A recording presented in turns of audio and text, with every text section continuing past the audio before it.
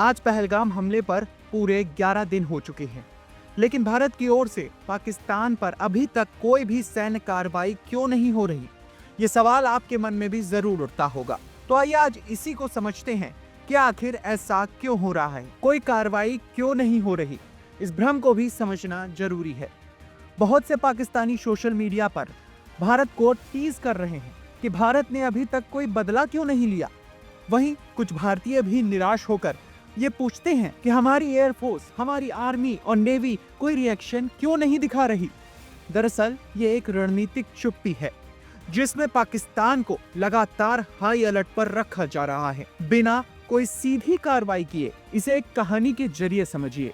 The boy who cried wolf. उस कहानी में एक लड़का बार बार गांव वालों को झूठ बोलकर बुलाता है कि देखो भेड़िया आया, भेड़िया आया। कई बार ऐसा होने के बाद असली में जब भेड़िया आ जाता है तो कोई उसकी मदद को नहीं आता और भेड़िया सबको खा जाता है।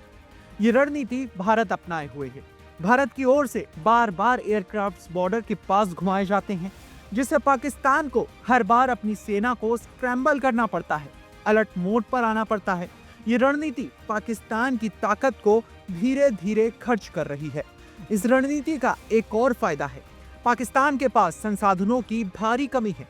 पानी रोका जा चुका है, एयर स्पेस ब्लॉक्ड है और पाकिस्तान लगातार इंटरनल क्राइसिस से जूझ रहा है, चाहे वो अफगानिस्तान बॉर्डर से हो या आर्थिक मोर्चों पर या बलूचिस्तान की बात कर लिए जाए। पाकिस्तान लंबे समय तक हाई अलर्ट पर नहीं रह सकता, जबकि भारत जब चाहे तब अपनी एक्सरसाइज चला सकता है, अपने एयरक्राफ्ट को उड़ा सकता है और अपने युद्धपोत को समुद्र में घुमा सकता है।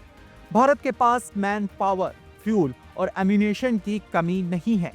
इसके उलट पाकिस्तान के पास इन सब चीजों की भारी कमी हो रही है। पाकिस्तान की ओर से ये गलत धारणा भी फैलाई जा रही है कि उनके पास वॉर मशीन है, जबकि भारत बस हथियार खरीदता है। ये बात पूरी तरह से झूठ और उल्टी है। पाकिस्तान अपने हथियारों का बड़ा हिस्सा इंपोर्ट करता है। JF-17 भी चीन की मदद से असेंबल किया गया है, जबकि भारत ने खुद के fighter platform, air defence system और मिसाइल टेक्नोलॉजी डेवलप किए हैं। अब बात आती है टेक्नोलॉजी की। पाकिस्तान दावा कर रहा है कि उसके पास लिंक 17 नाम का डेटा लिंक है, जिससे उनके फाइटर एयरक्राफ्ट और एयर डिफेंस सिस्टम आपस में बात कर सकते हैं, जबकि भारत के हथियार जैसे S-400, राफेल और अन्य अलग अलग देशों के होने के कारण लिंक नहीं होते। यह भी एक भ्रामक और अधूरी जानकारी है। लिंक 17 की कैपेबिलिटी लिंक 16 से भी कम है और ये F-16 और JF-17 जैसे अलग अलग ओरिजिन के एयरक्राफ्ट्स को जोड़ नहीं पाता। वहीं भारत के पास सेना के लिए BNet SDR software defined radio को स्टैंडर्ड बना लिया गया है। इसकी डाटा स्पीड 100 Mbps तक है और इससे एयरक्राफ्ट से मिसाइल तक को गाइड किया जा सकता है। यानी एक एयरक्राफ्ट से दागी गई मिसाइल को दूसरा एयरक्राफ्ट टारगेट डेटा दे सकता है। ये नेट सेंट्रिक वॉरफेयर की परिकाष्ठा है। तेजस और अस्त्र मिसाइल के साथ भारत ये क्षमता साबित कर चुका है। BNet SDR अब भारत के लगभग हर फाइटर प्लेटफॉर्म और एयर डिफेंस सिस्टम में इंटीग्रेट किया जा चुका है। रशियन सिस्टम, इजरायली सिस्टम और यहाँ तक कि फ्रेंच राफेल में भी। राफेल के लिए भारत ने खास तौर पर इंडिया स्पेसिफिक इन्हेंसमेंट किए थे, जिसमें इजरायली हेलमेट माउंटेड डिस्प्ले और कम्युनिकेशन सिस्टम भी शामिल है। यानी पाकिस्तान की ये दलील कि भारत के हथियार आपस में बात नहीं कर सकते पूरी तरह से भ्रामक है। उल्टा पाकिस्तान के खुद के एयरक्राफ्ट जैसे कि JF-17 और F-16 आपस में डेटा शेयर तक नहीं कर सकते।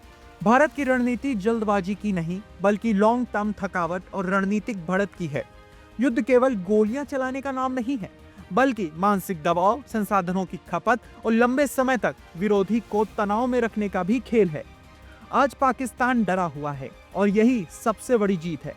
जब समय सही होगा, जवाब भी पूरी ताकत से मिलेगा, पर वो हमारी रणनीति से और हमारी शर्तों पर होगा। इस तरह की और वीडियोस देखने के लिए हमारे YouTube चैनल को सब्सक्राइब करें, बेल आइकन दबाना ना भूलें। यदि आप हमारा ये वीडियो Facebook पर देख रहे हैं तो पेज को लाइक और फॉलो जरूर करें।